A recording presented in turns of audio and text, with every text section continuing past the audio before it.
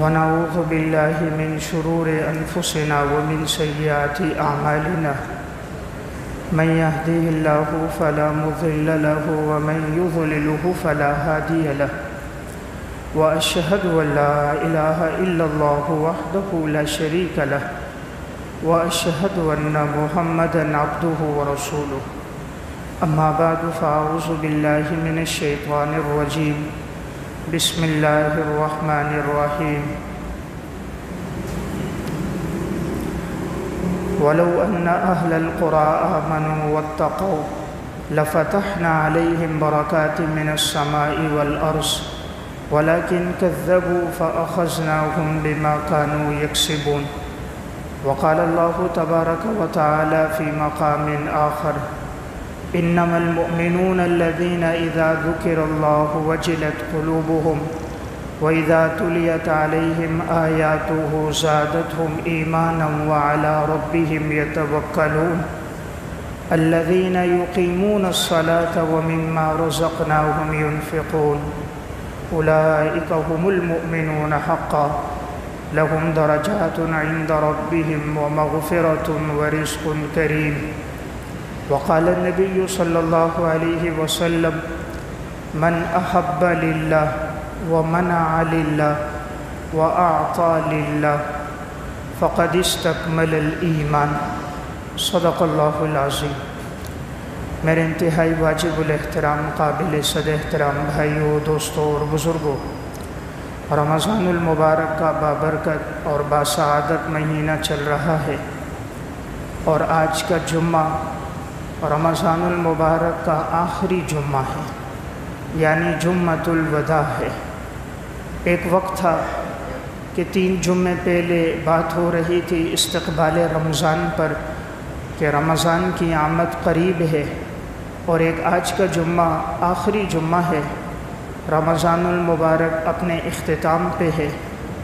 3 طاق راتیں گزر گئی، 21، 23 اور 25، 24 روزے مکمل ہو گئے، 25 تراویح مکمل ہو گئی، آج 25واں روزہ ہے، تو آگے شاید 4 یا 5 روزے ہوں گے۔ تو آج کا جمعہ رمضان کے اس مہینے کا آخری جمعہ ہے، تو بڑی تیزی کے ساتھ وقت گزر رہا ہے اور انسان اپنی زندگی کے مراحل کو طے کرتا ہوا اپنی موت کے قریب جا رہا ہے۔ زندگی کا مقصد ایک مسلمان کے وہ ہے اللہ کی رضا، اللہ کی خوشنودی حاصل کرنا، اور اپنی زندگی میں اسے سب سے زیادہ محبت اللہ تعالیٰ کی ذات سے ہو۔ ایمان والوں کی صفت ہے والذین آمنوا اشد حبا للہ، ایمان والے وہ ہوتے ہیں جنہیں سب سے زیادہ محبت اللہ کی ذات سے ہوتی ہے۔ تو رمضان کا مقصد یہ ہو کہ ہماری زندگی میں اللہ رب العزت کی محبت سب سے زیادہ ہو، جسے محبت الہی کہا جاتا ہے۔ ہر چیز پر غالب اللہ کی محبت ہو۔ اللہ تعالیٰ جب کسی انسان سے محبت کرتا ہے اسے اپنی محبت عطا فرما دیتا ہے۔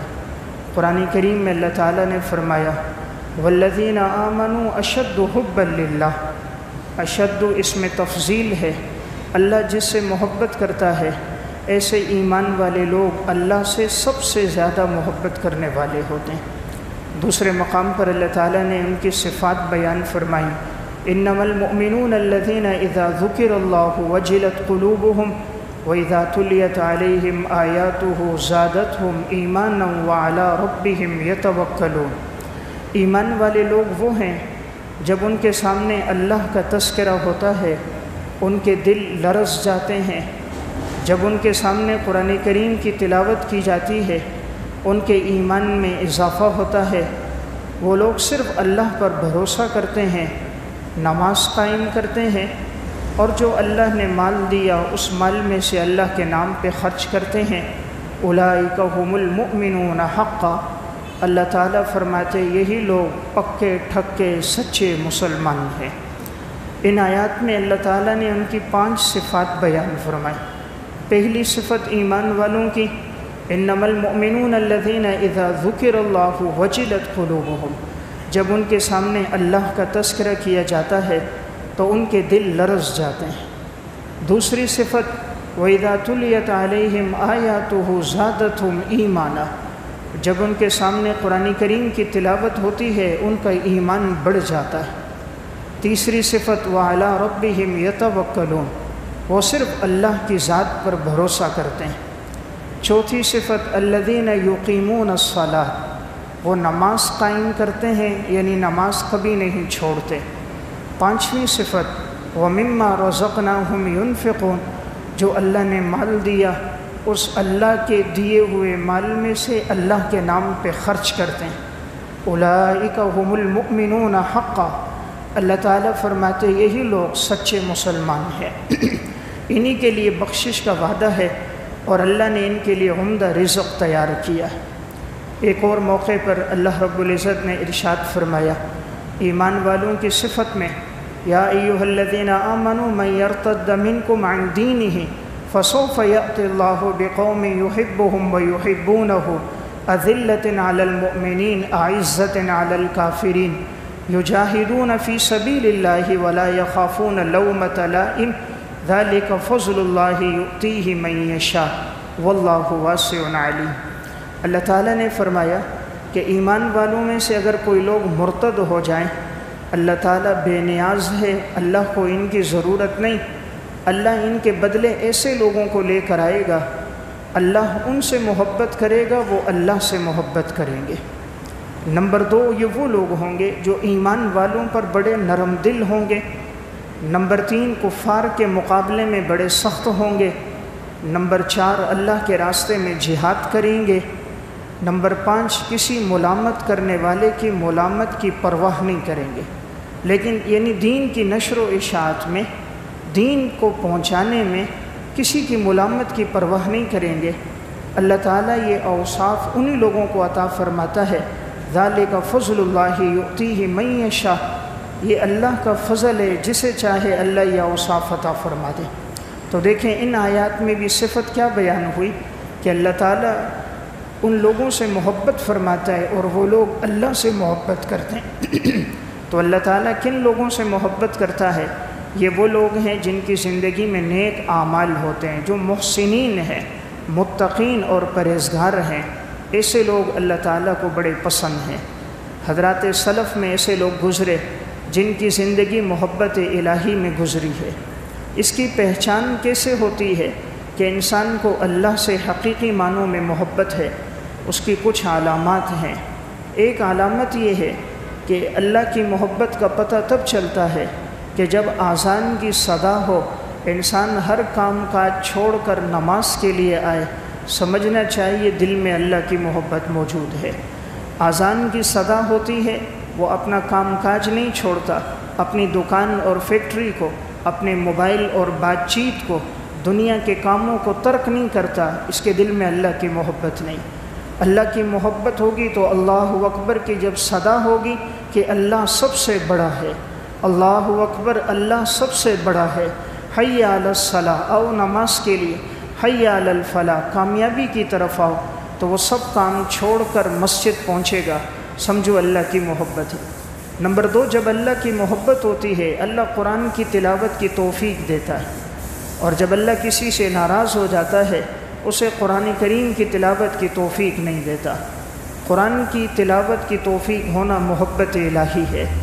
نمبر 3، جب اللہ کسی سے محبت کرتا ہے اسے ذکر کرنے کی توفیق عطا فرماتا ہے، پھر انسان کا زیادہ تر وقت ذکر الہی میں گزرتا ہے۔ من احب شیئا اکثر ذکرہ، دنیا میں انسان کو جس سے محبت ہوتی ہے انسان اس کا تذکرہ زیادہ کرتا ہے۔ اگر کسی سے عشق ہے تو بات بات میں اپنی محبوبہ معشوقہ کا تذکرہ کرتا ہے، تو جب اللہ کسی بندے سے محبت کرے گا تو اللہ اس کے دل میں اپنی محبت ڈالے گا، تو اس کی بات بات میں صرف اللہ کا تذکرہ ہوگا۔ نمبر 4، جب اللہ کسی سے محبت کرتا ہے اس کے دل میں مسجد کی محبت ڈال دیتا ہے۔ قلبہ معلق بالمسجد، اس کا دل مسجد کے ساتھ لگا رہتا ہے، اسے مسجد میں یوں سکون ملتا ہے جیسے مچھلی کو پانی میں سکون ملتا ہے۔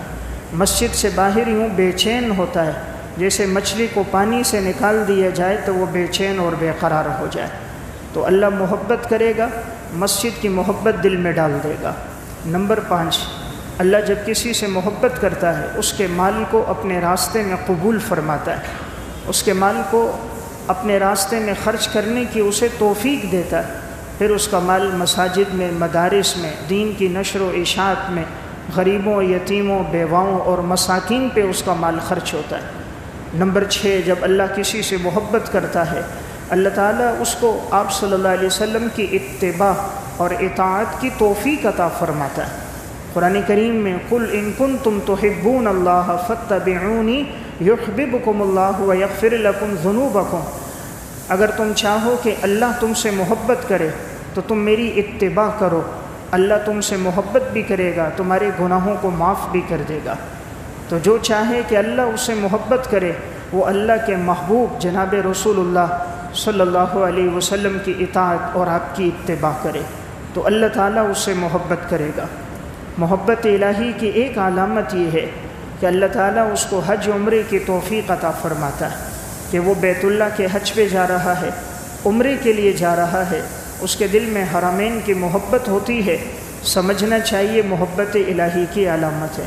ورنہ کتنے ہی لوگ ہوتے ہیں زندگی گزر جاتی ہے، آج امریکہ گئے، یورپ گئے، برطانیہ گئے، سوئٹزرلینڈ گئے، مری گھومنے گئے، سوات گھومنے کے لیے گئے، ساری زندگی تفریح گاہوں میں تو گزر گئی لیکن بیت اللہ جانے کے اللہ نے اس کو توفیق ہی نہیں دی۔ تو اس لیے میں نے ایک بات عرض کی، جب اللہ محبت کرتا ہے حرمین کی توفیق عطا فرماتا ہے، جب اللہ محبت کرتا ہے اس کے دل میں اپنے محبوب لوگوں کی محبت ڈال دیتا ہے، جو اللہ کو پسند ہیں، اولیاء اللہ، علماء، صلحاء، نیک لوگ، اللہ اس کے دل میں ان کی محبت ڈال دیتا ہے۔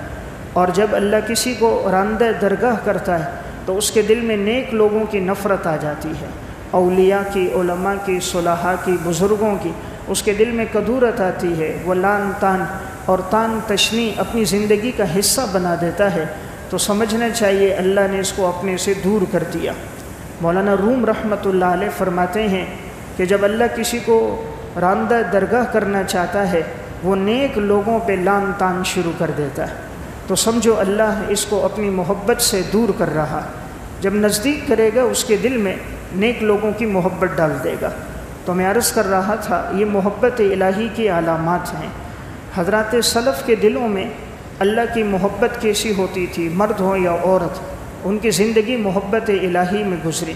صفت الصفوہ میں علامہ ابن جوزی رحمۃ اللہ علیہ نے واقعہ لکھا، حضرت ذوالنون مصری رحمۃ اللہ علیہ فرماتے ہیں میں ایک جگہ سے گزر رہا تھا، میں نے دیکھا کہ خاتون بکریاں چرانے والی ہے اور بکریاں اس کی چر رہی ہیں اور وہ قریب میں ایک درخت کے نیچے نماز پڑھ رہی ہے، اور جب وہ اللہ کے سامنے آہو مناجات کرتی تھی تو بلند آواز سے کرتی، تو چونکہ وہ صحرا تھا، کوئی مرد وہاں موجود نہیں تھا، ذوالنون مصری پیچھے تھے، کہا وہ اللہ کے سامنے دعا کرتی کہ اے اللہ تو میرے دل کو اپنی محبت سے روشن فرما دے، میرے دل میں اپنی محبت ڈال دے، دنیا کی محبت میرے دل سے نکال دے، مجھے آپ علیہ السلام کی محبت اور اتباع کی توفیق دے۔ تو وہ اللہ کے سامنے عجز و انکساری کر رہی تھی، پھر نماز کے لیے کھڑی ہوئی، تلاوت شروع کی، ایک زور سے چیخ ماری، نیچے گری، پتہ چلا انتقال ہو گیا۔ ذوالنون کہتے میں وہاں پیچھے بیٹھا تھا، اتنے میں اس خاتون کی والدہ کو پتہ چلا، وہ جلدی سے دوڑتی ہوئی آئی، اپنی بیٹی کے سر کو گود میں لیا، اس کے رخساروں کو صاف کیا اور چوما، اور کہنے لگی یہ میری بیٹی نے اللہ کی محبت میں جان دے دی۔ لوگ تو اس کو کہتے ہیں یہ مجنونہ ہے، دیوانہ ہے، لیکن یہ دیوانی نہیں ہے، اسے اللہ سے محبت تھی، اس کی راتیں اللہ کے سامنے عجز و انکساری میں گزر جاتی تھی۔ ذوالنون مصری کہتے میں قریب آیا، میں نے اس سے پوچھا آپ کون ہو؟ کہا میں اس لڑکی کی ماں ہوں۔ کہا اچانک اس کا انتقال ہو گیا، ابھی تو دعا کر رہی تھی۔ کہا کہ 20 سال سے اس کا معمول ہے، اس کی زندگی عبادت اور ریاضت میں اور شب بیداری میں گزرتی ہے، لوگ اس کو مجنون سمجھتے ہیں لیکن حقیقت میں اس کے دل میں اللہ کی بڑی محبت ہے، تو اللہ کی محبت میں اس نے جان دے دی۔ تو میں عرض کر رہا ہوں اللہ جب کسی دل میں اپنی محبت ڈالتا ہے تو اس دل سے دنیا کی محبت نکال دیتا ہے۔ آج جو دنیا میں عشق ہے، کبھی کالج کے باہر، کبھی یونیورسٹیوں کے باہر، کبھی روڈوں پہ، کبھی چوراہوں پہ، کبھی گلیوں میں کھڑے، ساری زندگی میسج کرتے ہوئے گزر گئی، کال سنتے ہوئے گزر گئی۔ ان کے ساتھ کیا محبت کہ جو گندگی اور نطفے سے پیدا ہوئی اور نطفہ ہو کر ختم ہو جائے گی۔ چند دن انسان مر جائے تو جسم سے بدبو اور تعفن آنا شروع ہو جائے۔ جسم پہ یہ سب کچھ یہ رب کی طرف سے ایک عارضی ہے۔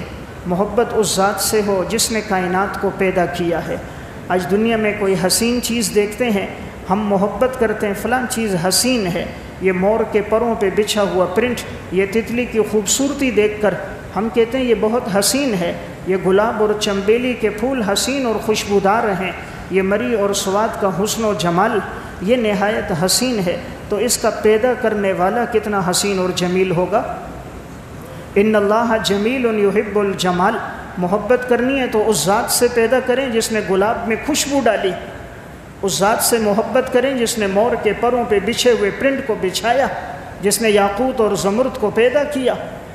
آج سونے اور چاندی کے لیے ساری زندگی گزر گئی، مال اور دولت کے پیچھے لگے، اس خدا کو بھلا دیا جس نے سونے اور چاندی کو پیدا کیا۔ جو سونے اور چاندی کا خالق ہے اس سے محبت نہیں کی، اس مادے کے پیچھے لگے رہے۔ اور بھائی اس سے محبت کرو جو سونے کا خالق ہے، جس نے سونے کی چٹانوں کو بنایا، جس نے سونے اور چاندی کی کانوں کو بنایا، جس نے معدنیات کو زمین میں دفن کر دیا، اس کو چھوڑ دیا۔ آج دنیا میں کہتے ہیں جی گنے میں بڑی مٹھاس، گڑ نہایت لذیذ اور میٹھا، فلاں چیز بڑی شیرینی والی، یہ مٹھائی بڑی شیرینی والی میٹھی۔ اور بھائی اس رب کے نام میں کتنی مٹھاس ہوگی جس نے گنے میں رس کو ڈالا، اس رب کے نام میں کتنی لذت ہوگی جس نے گڑ میں مٹھاس کو رکھا۔ ہم نے کبھی اس رب کے نام کا تذکرہ اپنی صاف ستھری زبان سے لیا ہی نہیں۔ زبان پہ حسد ہے، کینہ ہے، بغض ہے، نفرت ہے، عداوت ہے، جھوٹ ہے، غیبت ہے، چغل خوری ہے، دل میں دنیا کی محبت ہے۔ اس لیے اللہ نے اپنی محبت کی چاشنی ہم سے چھین لی۔ اس کی مثال یوں ہے جیسے کوئی شخص بیمار ہو، اس کو کوئی چیز کھلاؤ تو اس کو کڑوی نظر آتی ہے، حالانکہ وہ کڑوی نہیں، یہ اس کی بیماری کی وجہ سے اس کو ہر چیز کڑوی محسوس ہو رہی ہے۔ تو میں عرض کر رہا تھا اصل چیز اللہ نے دنیا میں اپنی محبت رکھی ہے۔ اللہ جب کسی سے محبت کرے، اس دل کو پیدا اللہ نے کیا ہے، جب محبت کرتا ہے اس دل میں اپنی محبت ڈال دیتا ہے۔ اس دل کا خالق اللہ ہے اور اس دل کی غذا اللہ نے اپنی محبت کو بنایا۔ جیسے گاڑی بغیر پیٹرول کے نہیں چل سکتی، انسان کا جسم بغیر کھانے پینے کے نہیں چل سکتا، یہ دل کی راحت اور سکون اور یہ دل کی زندگی اللہ کی محبت کے بغیر نہیں چل سکتی۔ اللہ نے یہ جو دل بنایا، اس دل میں بیج ڈالا ایمان کا، اور اس دل کو جو تر و تازگی ملتی ہے، بہاریں ملتی ہیں، جیسے دنیا میں زمین میں انسان بیج ڈالتا ہے تو سب سے زیادہ زمین کو اس وقت فائدہ ہوتا ہے جب بارش برستی ہے۔ جتنی بارش ہوتی ہے زمین کی پیداوار اچھی ہوتی ہے، فصل زیادہ اچھی ہوتی ہے، زیادہ سے زیادہ اس کا ذائقہ لذیذ ہوتا ہے، اللہ خوب پھل عطا فرماتا ہے۔ اس طرح اللہ نے زمین دل کے نیچے رکھی، آنکھیں اوپر رکھیں، آنکھوں سے بہنے والے آنسو جب بہتے ہیں اللہ دل کی زمین میں اپنی محبت ڈال دیتا ہے۔ جس طرح دنیا کی زمین ہے، اس کے لیے آسمان سے پانی برستا ہے، اس کے ذریعے سے دنیا کی زمین آباد ہوتی ہے، دل کی زمین آباد ہوتی ہے آنکھوں کے سے برسنے والے آنسوؤں سے۔ جتنے یہ آنسو برستے ہیں اللہ دل میں اپنی محبت ڈال دیتا ہے، مخلوق کے دلوں میں اس کی محبت ڈال دیتا ہے۔ تو میں عرض کر رہا تھا محنت اس دل پر ہونی چاہیے کہ اس دل میں صرف اللہ کی ذات کی محبت ہو۔ حضرات سلف نے زندگی اسی طرح گزاری، ان کے سامنے دنیا اور مال کی کوئی حیثیت نہیں۔ صفت الصفوہ میں واقع ہے، سالم بن عبداللہ رحمۃ اللہ علیہ بیت اللہ کا طواف کر رہے تھے، اس دور کے بادشاہ ہشام بن عبد الملک بھی آ گئے۔ سالم بن عبداللہ حضرت عمر رضی اللہ تعالیٰ عنہ کے پوتے ہیں، عبداللہ بن عمر کے بیٹے ہیں۔ وقت کا بادشاہ ان سے کہتا ہے آپ کی کوئی ضرورت ہو تو مجھے بتاؤ۔ سالم بن عبداللہ نے ان کو دیکھ کر کہا کہ تمہیں شرم اور حیا نہیں آتی؟ میں اللہ کے گھر میں کھڑا ہوں، طواف کر رہا ہوں، تم اللہ سے میری توجہ ہٹاتے ہو اپنی طرف کہ کوئی ضرورت ہے تو مجھے بتاؤ۔ اس نے کہا حضرت غلطی ہو گئی، معذرت چاہتا ہوں۔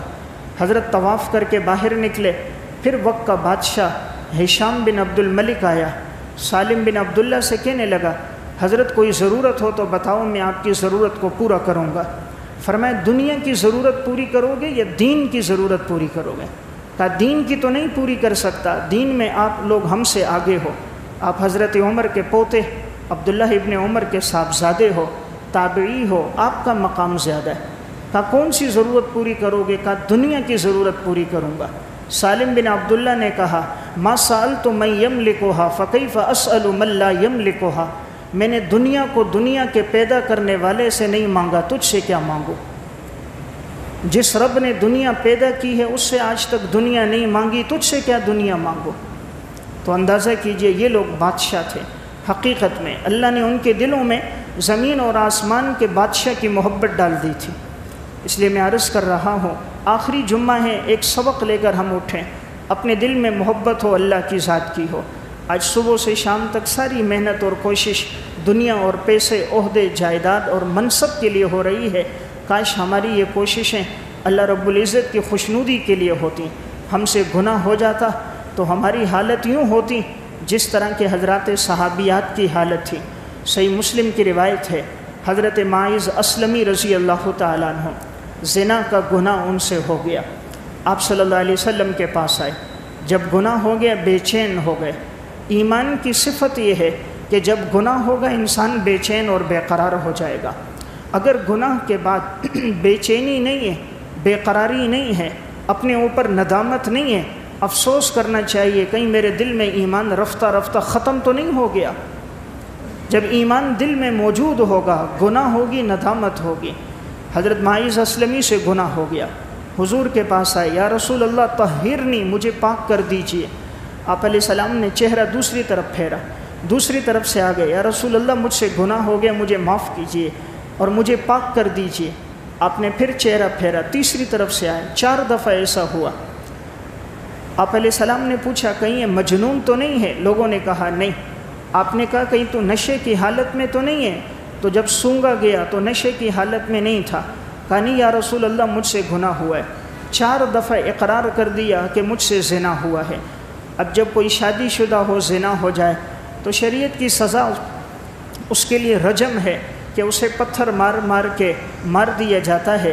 تو اب جب 4 دفعہ انہوں نے اقرار کر دیا، حضور بار بار بھیجنا چاہ رہے تھے کسی طرح یہ چلا جائے اور اس سے یہ حد ختم ہو جائے، اللہ کے سامنے توبہ استغفار کرے، لیکن وہ یہی کہتے تھے یا رسول اللہ مجھے گناہ سے پاک کیجئے، میرے اوپر حد نافذ کیجئے تاکہ میں گناہ سے پاک ہو جاؤں۔ دیکھیں کتنی سخت سزا ہے کہ پتھر مار مار کے انسان کو مار دیا جائے گا، لیکن جب دل میں ایمان ہوتا ہے یہ انسان کو بے چین اور بے قرار کر دیتا ہے۔ جس وقت ان کو رجم کیا گیا تو ان کے خون کے دھبے کچھ صحابہ کے کپڑوں پہ لگ گئے، کسی نے کچھ الفاظ کہہ دیے، آپ علیہ الصلوۃ والسلام کو پتہ چلا۔ آپ نے فرمایا معاذ نے ایسی توبہ کی، ایسی توبہ، اگر یہ پورے مدینے میں تقسیم کر دی جائے تو اللہ سب کی مغفرت کر دے گا۔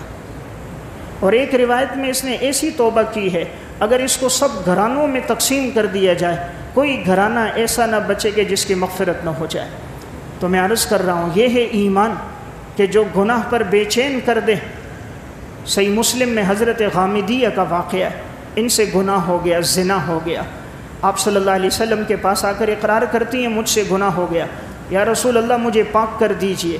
آپ علیہ السلام نے چہرہ پھیرا، آپ کا مقصد تھا خود چلی جائے، اللہ سے توبہ استغفار کرے، پھر آ گئی، یا رسول اللہ مجھے پاک کر دیجئے، یعنی میرے اوپر حد نافذ کیجئے۔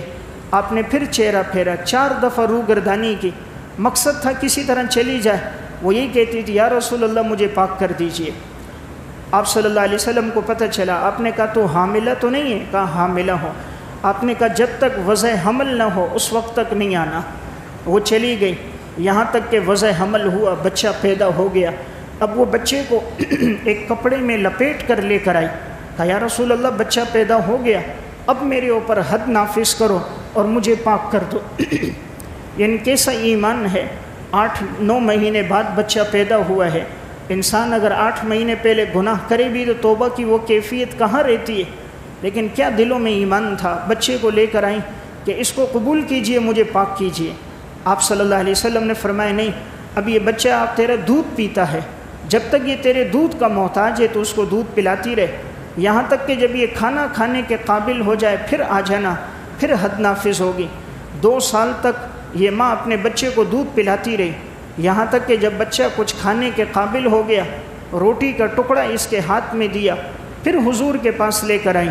کہا یا رسول اللہ اب یہ کھانے کے قابل ہو گیا، اب مجھے پاک کیجیے۔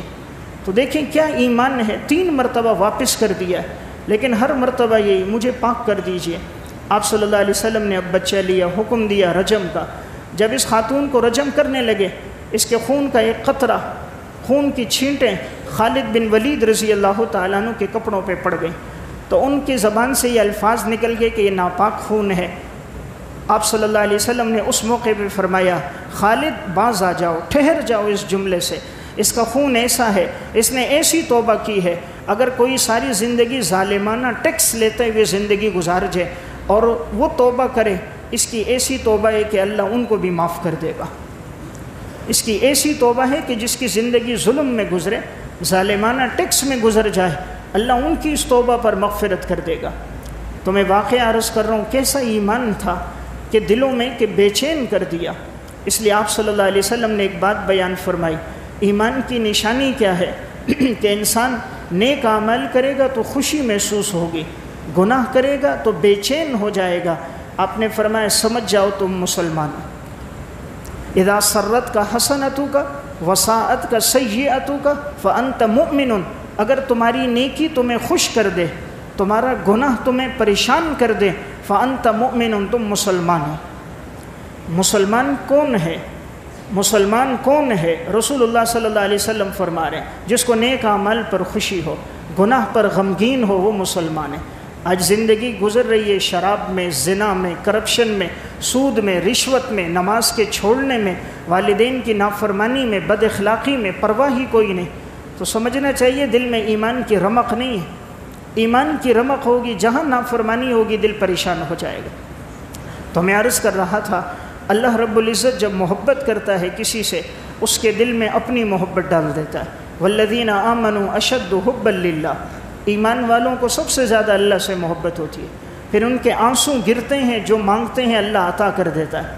مولانا ابرار الحق صاحب رحمۃ اللہ علیہ نے واقعہ سنایا، بمبئی سے حجاج کرام حج کے لیے جا رہے تھے۔ ان دنوں میں حج کا سفر کشتیوں میں ہوتا تھا، تو اب کشتیوں کے لیے سفر روانہ ہونے لگا۔ 3 سے 4 حجاج کرام کو آنے میں تاخیر ہو گئی۔ اب وہ جو سمندری جہاز تھا وہ روانہ ہو گیا۔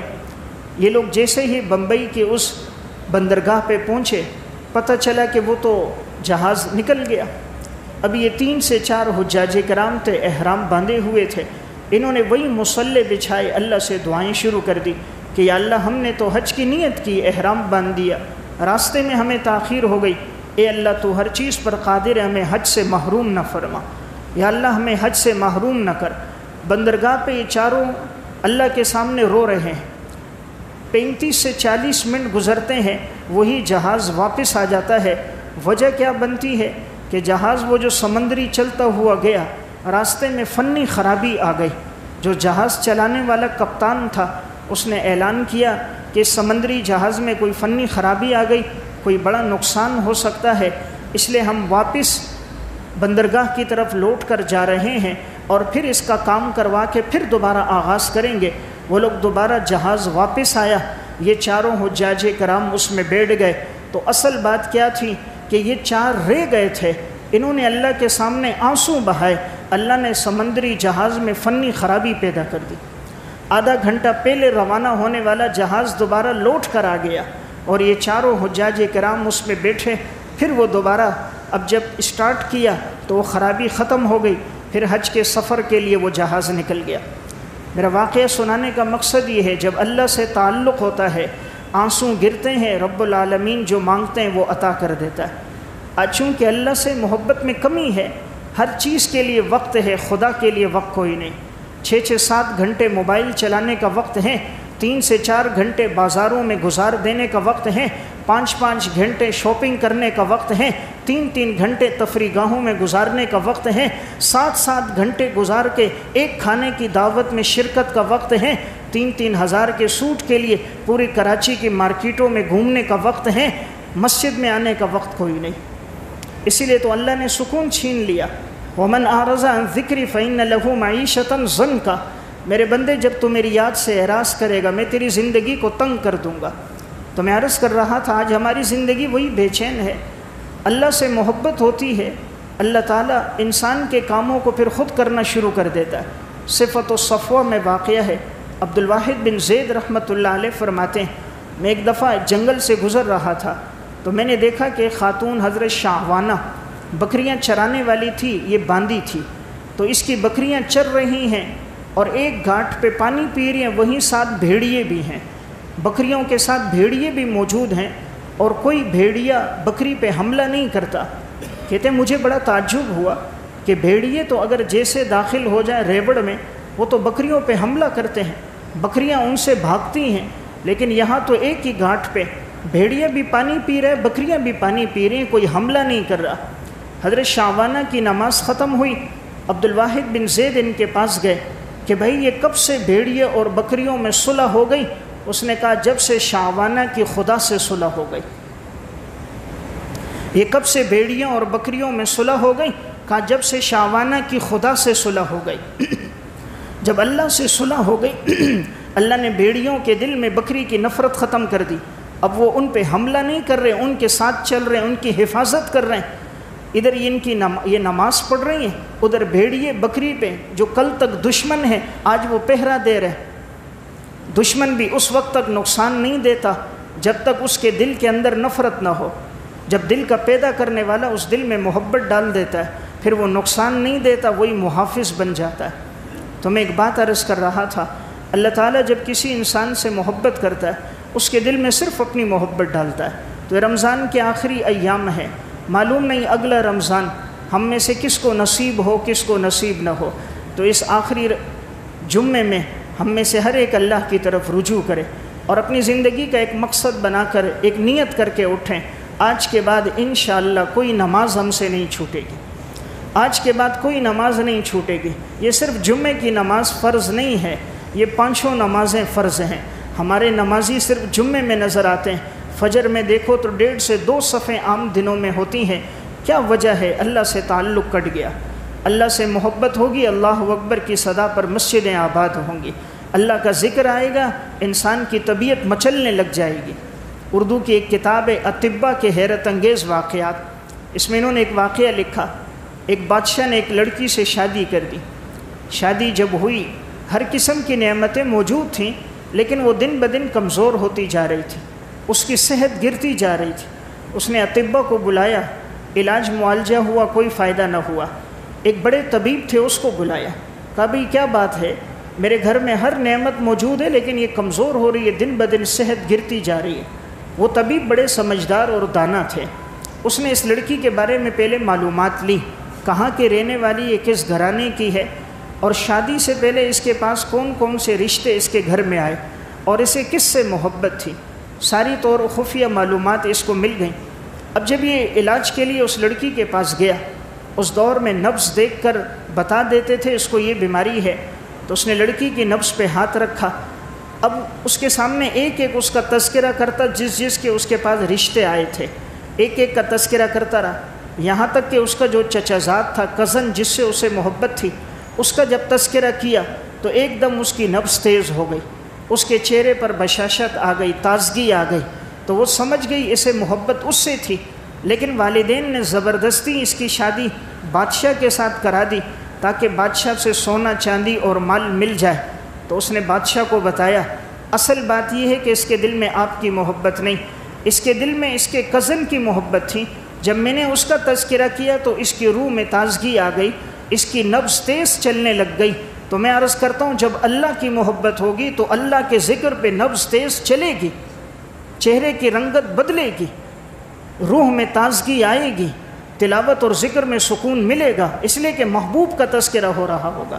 جیسے دنیا میں کسی محبوب کا ذکر ہو کتنا سکون ملتا ہے، جس سے دنیا میں عشق ہو، اور اگر کوئی اس کی بات کرے انسان چاہتا ہے وہ کرتا رہے، میں سنتا رہوں۔ جب اللہ اور رسول کی محبت ہوگی دل چاہے گا وہ بات چلتی رہے اور میں سنتا رہوں۔ تو میں عرض کر رہا تھا اللہ تعالیٰ اپنی محبت تب دل میں ڈال دیتا ہے جب رب العالمین دیکھتا ہے کہ بندے کا اس کے ساتھ تعلق ہے، بندہ اس کے قریب آنا چاہتا ہے۔ اللہ تعالیٰ فرماتے ہیں کوئی بندہ مجھے یاد کرے میں اس کو یاد کرتا ہوں، وہ مجھے محفل میں یاد کرے میں فرشتوں کی مجلس میں یاد کرتا ہوں، وہ ایک بالش قریب آئے میں ایک ہاتھ قریب آتا ہوں، وہ ایک ہاتھ قریب آئے میں 2 باں قریب آتا ہوں۔ وہ چل کر آئے میری رحمت دوڑ کر اس کا استقبال کرتی ہے۔ اللہ تعالیٰ تو بندے کے ساتھ اس کے گمان کے مطابق معاملہ کرتا ہے۔ ساری زندگی گناہ میں گزر جائے لیکن پلٹ کر آئے، اللہ کی محبت پھر بھی اس کے ساتھ ہے۔ مولانا روم رحمۃ اللہ علیہ نے مثنوی میں اور حضرت مولانا حکیم اختر صاحب رحمۃ اللہ علیہ نے معارف مثنوی میں واقعہ تفصیلاً لکھا۔ حضرت عمر رضی اللہ تعالیٰ عنہ کے دور میں ایک شخص تھا، ساری زندگی بانسری بجاتے ہوئے گزر گئے۔ بانسری بجاتا تھا، گاتا تھا، جوانی میں آواز خوبصورت تھی تو لوگ اس کی بانسری سننے کے لیے، اس کا گانا سننے کے لیے اس کے پاس آتے تھے۔ جتنی عمر گزرتی گئی آواز تبدیل ہوتی گئی، بڑھاپا آ گیا، اب کوئی اس کو مجلسوں میں بلاتا نہیں تھا، اس کا جو روزگار تھا وہ ختم ہو گیا، اولاد اس کی نہیں تھی، اب بے چین اور بے قرار ہو گیا، ایک ایک پائی کے لیے محتاج ہو گیا۔ اب سوچنے لگا کہ میں تو قبر کے قریب ہوں، اب اللہ سے معافی مانگنے کے لیے قبرستان میں گیا۔ ایک ٹوٹی ہوئی قبر تھی، اس میں اپنے پاؤں لٹکائے اور اللہ کے سامنے رویا کہ یا اللہ میں نے ساری زندگی تیری نافرمانی میں گزاری، جوانی بھی گزر گئی، ابھی بڑھاپا آ گیا، کل تک لوگ بلاتے تھے، آج کوئی میرے قریب نہیں آتا، آج میں ایک ایک لقمے کا محتاج ہو گیا، موت میری قریب ہے، مولا کریم تو مجھے معاف فرما دے۔ اپنے ہاتھ اٹھائے ہیں، قبر میں بیٹھا ہے، اللہ کے سامنے رو رہا ہے، آنسو بہا رہا ہے، اے اللہ تو ہر چیز پہ خالق اور میرے لیے رزق کا انتظام فرما دے۔ مولانا روم فرماتے ہیں حضرت عمر رضی اللہ تعالیٰ عنہ سوئے ہوئے تھے، خواب دیکھا، خواب میں کوئی کہتا ہے ان سے کہ ہمارا ایک بندہ ہے جو ہم سے اب محبت کر رہا ہے، عمر جاؤ اور ان کے لیے کھانے کا انتظام کرو۔ حضرت عمر رضی اللہ تعالیٰ عنہ کی آنکھ کھلی، اٹھے اور کھانا بنوایا اور تلاش کرتے کرتے اسی جگہ پہنچے تو دیکھا کہ قبرستان میں وہی بوڑھا جو گویا ہے، قبر میں پاؤں لٹکائے ہوئے ہے، آنسو بہہ رہے ہیں۔ حضرت عمر کو دیکھا، بھاگنے لگا کہ کہیں حضرت عمر مارے نہیں مجھے کوڑے کے ساتھ، کہ زندگی تو میری گناہ میں گزر گئی۔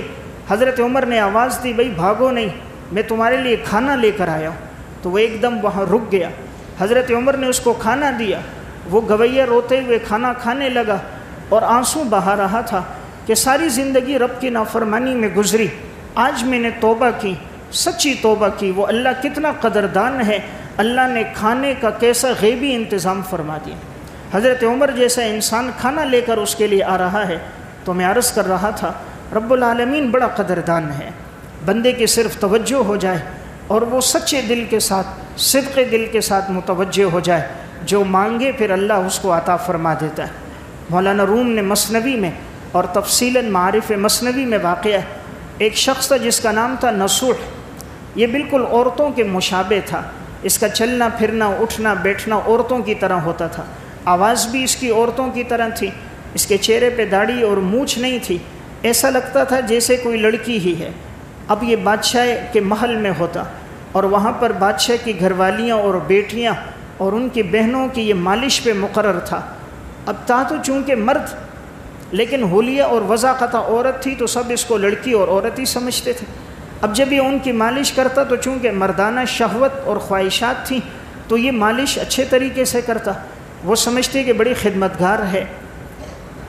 اس طرح اس کی زندگی یوں نافرمانی میں گزر رہی ہے کہ غیر محرموں کے جسم کا مساج کر رہا ہے۔ ایک دفعہ بادشاہ کے گھر میں ہیرا گم ہو گیا، بڑا قیمتی وہ ہیرا تھا، موتی تھے، گم ہو گئے۔ بادشاہ نے کہا جتنے خادم ہیں سب کی تلاشی لو، سب کے کپڑے اتار کر دیکھو وہ ہیرا کہاں ہے، کس نے چھپایا ہے۔ اب سب کو محل کے اندر لایا گیا، دروازے سارے بند ہو گئے، جتنے خادم تھے، کھانا پکانے والے تھے، مالش کرنے والے تھے، محافظ تھے، سب کو قطار میں کھڑا کر کے ایک ایک کو بند کمرے میں لے جا کر کپڑے اتار کے تلاشی شروع ہو گئی۔ اب اس نصوح کا نمبر قریب آنے والا ہے، اس سے آگے اب 2 آدمی ہیں، اب یہ اللہ کے سامنے رو رہا ہے کہ اگر آج میرے کپڑے اترے ان کو تو پتہ چل جائے گا یہ تو مرد تھا، اور اس نے اپنے آپ کو ساری زندگی ظاہر عورت کیا اور بادشاہ کی بیٹیوں اور گھر والوں کا یہ مساج کرتا تھا کہ اگر میرا ان کو پتہ چلا تو میری سزا تو قتل ہے، بادشاہ تو مجھے قتل کر دے گا، یا اللہ تو موتی کو ملا دے تاکہ میرے کپڑے نہ اتریں، میرا راز فاش نہ ہو۔ اللہ کے سامنے رو رہا ہے، آنسو بہہ رہے ہیں۔ اب ایک آدمی اس سے آگے تھا، اس کے بعد اس کا نمبر آنے والا تھا، ادھر اللہ کے سامنے رویا ہے، اللہ کا کرنا اچانک آواز لگی کہ وہ ہیرا مل چکا ہے، تو یہ جتنے ہیں ان کی تلاشی مت لو، وہ جواہرات مل چکے ہیں۔ تو نصوح کی تلاشی نہیں لی گئی. نصوح نے پھر توبہ کی, یا اللہ تو کتنا قدردان ہے, ستار ہے, ساری زندگی گناہ میں گزری, آج صدق دل سے توبہ کی, تو نے عزت بھی بچا لی, جان بھی بچا لی. پھر بادشاہ نے کہا تم ٹھہرو. اس کے بعد انہوں نے کہا نہیں میں جا رہا ہوں, ہجرت کی. بادشاہ کو بتایا نہیں, شہر چھوڑ کر نکلے. پھر ساری زندگی اللہ کی عبادت اور ریاضت میں گزار دی. تو میرا واقعہ سنانے کا مقصد, وہ اللہ بڑا قدردان ہے. ادھر آنسو بہے, ادھر اللہ نے انتظام فرما دیا. اس لیے میں گزارش عرض کر رہا تھا, رمضان کا آخری جمعہ ہے, معلوم نہیں آئندہ رمضان ہم میں سے کس کو نصیب ہو کس کو نصیب نہ ہو. تو انسان ایک عہد کر کے اٹھے کہ جیسا یہ رمضان عبادت میں گزرا, ساری زندگی اسی طرح اللہ کی عبادت اور ریاضت میں گزرے گی. موت کا تو کوئی علم نہیں. بسا اوقات انسان موت کے اسباب خود اپنے گھر لے آتا ہے. ناقابل فراموش سچے واقعات میں ایک واقعہ, ایک شخص بھینسیں چراتا تھا, اپنی بھینسیں تھیں. تو ایک دفعہ بھینسیں چراتے ہوئے جا رہا تھا, تو کسی بھینس کے پاؤں کے نیچے سانپ آ گیا. تو سانپ کا سر ایک طرف کٹ کے الگ ہو گیا, دھڑ الگ ہو گیا. اس نے دیکھا تو وہ دھڑ حرکت کر رہا تھا, اس نے ڈنڈی سے مار کے اس کو مار دیا. اب یہ بھینسیں چراتا ہوا چلا گیا. شام کو جب اسی راستے سے واپس آیا تو وہ جو بھینسیں جہاں چرتی بھی جاتی ہیں تو راستے میں گوبر بھی کرتی ہوئی جاتی ہیں, تو وہ جو سانپ کا سر تھا وہ کہیں گوبر کے نیچے تھا. جب شام کو آئے تو وہ خشک ہو گیا تھا اور نیچے سے وہ سر نظر آنے لگا. تو اس شخص نے کہا چلو اپنے بچوں کو, گھر والوں کو, محلے والوں کو سانپ کا سر دکھاؤں گا. تو اس نے ایک ڈنڈی کے ساتھ ایک تھیلی لی اور ڈنڈی کے ساتھ اس تھیلی میں وہ سانپ کا سر ڈال دیا اور لے کر گھر آ گیا کہ اپنے بیوی بچوں کو دکھاتا ہوں یہ سانپ ہوتا ہے. اب یہ گھر لے کر آیا, وہاں سانپ کا سر رکھا ہے, بیوی کو بتا رہا ہے, بچوں کو بتا رہا ہے. اتنے میں کسی کام کے لیے یہ باہر اٹھا تو 4 سے 5 سال کا بچہ تھا. تو ایک دم اٹھا, سانپ کے سر کو پکڑا. تو سانپ کے سر میں تو ساری زہر تھی, تو چونکہ کٹنے کی وجہ سے وہ زہر ساری اس کے اوپر باقی تھی. بچے نے جیسے ہی اٹھایا وہ زہر پورے جسم پہ سرایت کر گئی. چند منٹوں کے اندر ہی وہ بچہ دنیا سے چلا گیا. اب دیکھیں, یہ سانپ کا سر لایا ہے تفریح کے لیے, بتانے کے لیے کہ میں بتاؤں گا دیکھو آج سانپ کو مارا ہے.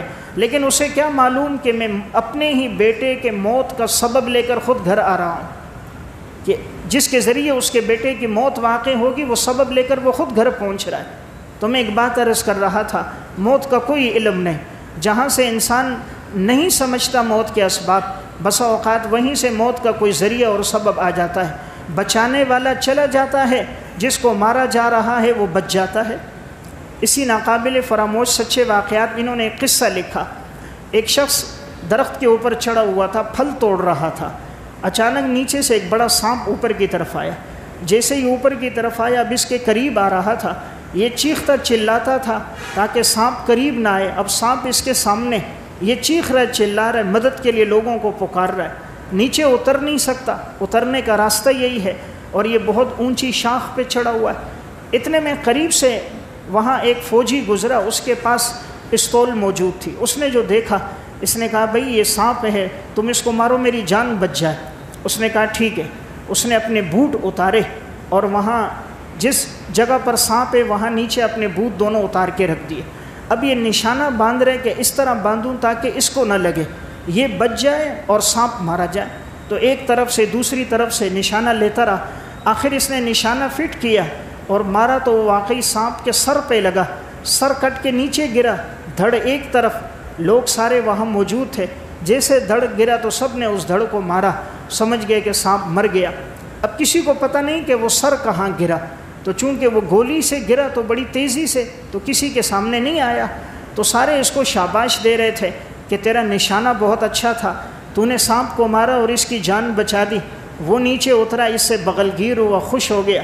اب یہ فوجی جانے لگا. اپنے بوٹ میں جیسے ہی اس نے پاؤں ڈالا تو وہ بوٹ کے اندر ہی سانپ کا سر تھا.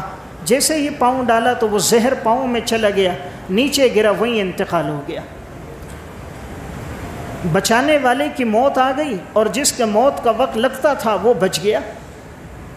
تو یہ بچانے والا ہے, موت کا وقت اس کا مقرر ہے. اس لیے قرآن ایک بات کہتا ہے, لا یستأخرون منہ ساعۃ ولا یستقدمون. جب موت کا وقت آتا ہے ایک لمحہ تاخیر نہیں, ایک لمحہ تقدیم نہیں. بچانے والا دنیا سے چلا گیا, لگتا تھا جس کی موت آئے گی وہ بچ گیا.